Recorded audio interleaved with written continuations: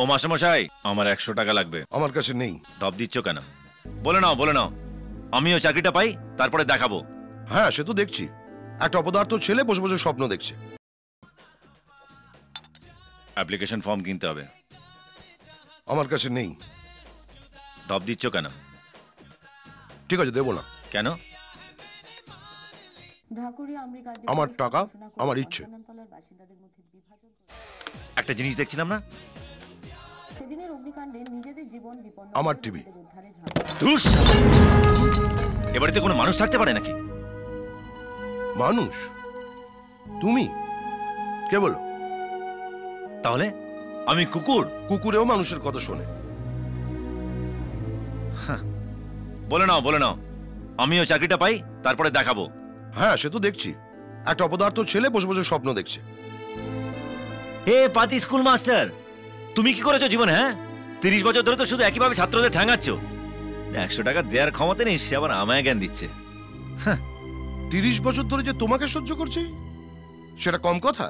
হ্যাঁ, নিজের পয়সাটা জাঙ্গিয়া কেনার ক্ষমতা নেই, তার আবার বড় বড় কথা।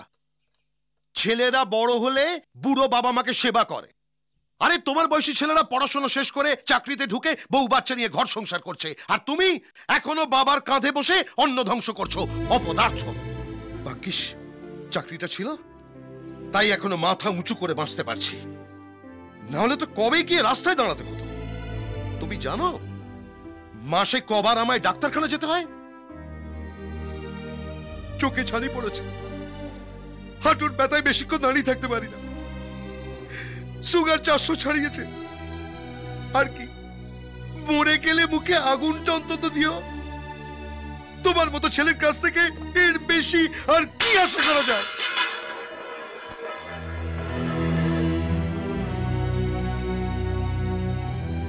এই নাও তোমার 100 টাকা।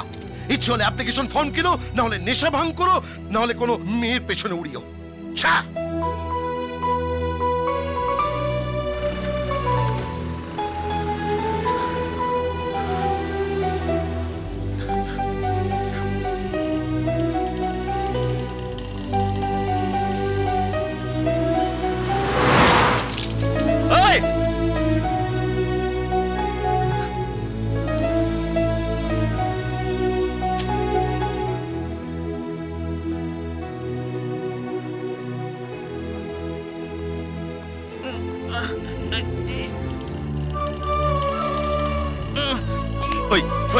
আমার চলে মরে যাবে। হ্যাঁ, মরে যাবে।